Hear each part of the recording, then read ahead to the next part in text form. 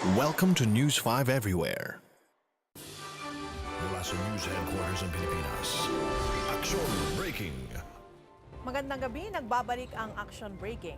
Isinusulong ng isang grupo ang 2 pisong dagdag pasay sa jeep kasabay raw ng pagtataas ng presyo ng gasolina. Ayon sa Alliance of Concerned Transport Organization o ACTO, nararapat lang ipatupad ang dagdag pasahe lalo't aminado raw ang Department of Energy na magtataas pa ang presyo ng gasolina at diesel.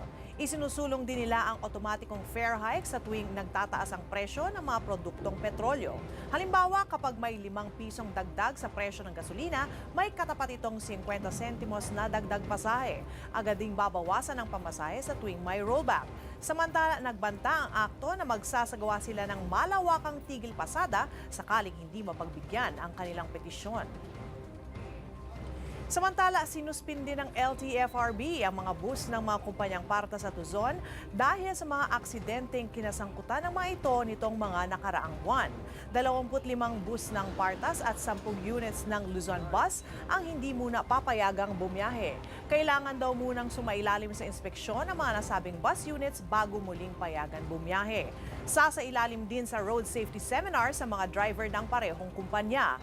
Ayon sa LTFRB, bahagi ito ng kanilang tungkulin para siguruhin ang kaligtasan ng mga bumabiyahe.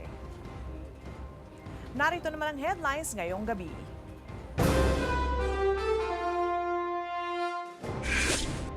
Bilang ng namatay sa AUV na nahulog sa bangin sa Benguet, pumalo na sa 13. 6 pang pasahero sugatan. Hero dog na si Kabang bumiyahe na pabalik ng Zamboanga para umuwi sa kanyang amo.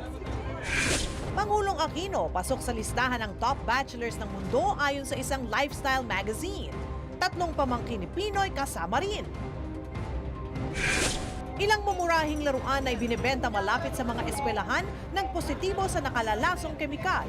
Sakit sa utak, atay at bato, posible raw maging epekto ng mga ito. At Pilipinas, pang-10 sa mga bansang mainit ang pagtanggap sa mga gay community base sa isang pag-aaral sa Amerika. Makinig sa Radyo 5 92.3 News FM at mag-log on sa news5.com.ph para sa walang patid na balitaan ng News 5 Everywhere. Magbabalik ang Action Breaking makalipas lang ang 1 oras. Ako si Alex Ricpala. Magandang gabi. Higit sa balita, aksyon! Be sure to come back. News 5 Everywhere. Copyright 2013.